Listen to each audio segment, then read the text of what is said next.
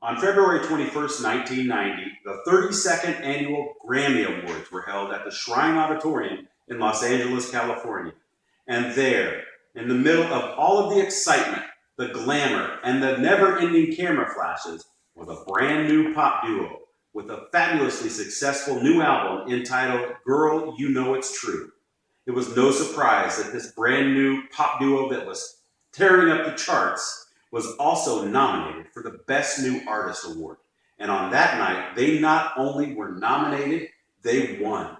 It was an amazing night for the new pop duo and the recording industry in general. But there was one small problem. Neither member of this new pop duo named Milli Vanilli had played or sung even one note on their now Grammy Award-winning album. Later that year, Milli Vanilli was stripped of their Grammy Award. Well, if you're like me, you like to listen to pop music. I like to listen to pop music in my car. I like to listen to pop music on my headphones while I work out. I even like to listen to pop music on my laptop while I'm at work. And in addition to listening to music, I like to play music on my guitar, piano, and drums. In fact, since I was 8 years old, I've played some form of music, including playing professionally in groups and as a solo artist.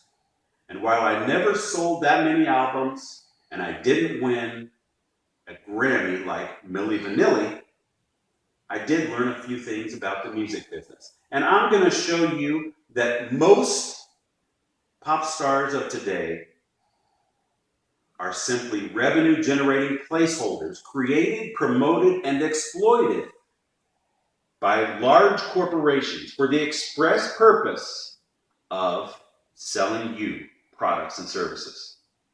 First, we'll take a look at the musical abilities required to be a modern-day pop star. Then I'll discuss the public image of pop stars and how they're created. And finally, I will reveal who really controls the music industry. So let's get started. You know, in truth, being a pop music star of today requires relatively little musical ability. You see, most pop stars don't create and they don't play their own music. Most pop songs are written by songwriters, professional songwriters, hired by the recording company.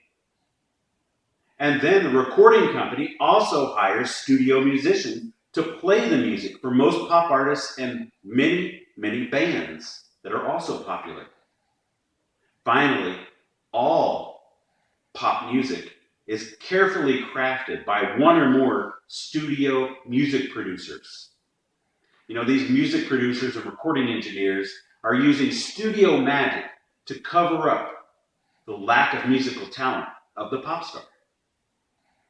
Auto-tune and other pitch-correcting software is prevalent. It's rumored to be used in up to 95% of the music we hear on the radio today. Backup tracks and pre-recorded background vocals and even full lip syncing is now the norm at concerts around the globe. So if pop stars don't write their own music, don't play their own music, and they don't even sing when they're on stage, then they must rely on their public image to remain popular. But in reality, pop stars have very little control over their public image. You see, recording companies create their public image. They have publicists that write the public image in buildings at the recording company. Then media outlets like radio stations, news magazines, and TV stations perpetuate that false biography because it helps them sell their TV shows and their radio stations and their products and services. You know, pop stars are often considered people who have celebrity endorsements, but in reality, when you sign the recording contract with the recording company, they stipulate what products you can use and what products you can't use. That's who's really making the money from the product endorsements, the recording companies. So if pop stars don't create their own music, they use studio magic to cover up their lack of ability, they don't even have their own public image, they have no control over it, who is in control of the modern music industry? Well, The IFPI, which is the International Federation for the Phonographic Industry, states on their website that the global revenues for music sales in 2012 was $15 billion.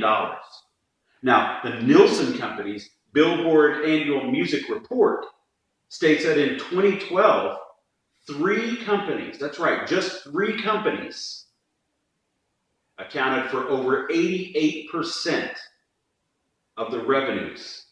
That $15 billion pie cut 12% for everybody else and 88% to just 3 companies. Those big 3 companies, as they're known: Universal Music Group, Sony Music Entertainment, and Warner Music Group. Now, these 3 companies control the music industry. They create the pop stars. And when the pop stars can no longer produce, they cut them off. They cancel the contract and sever the relationship. That's who's in control of the music industry. So in conclusion, the music business is dominated by 3 large corporations: Warner Music Group, Sony Music Entertainment, and Universal Music Group. And they create the pop stars. And they cancel the pop stars and replace them with a new crop when it's necessary. Because you see, in music business truly comes before music.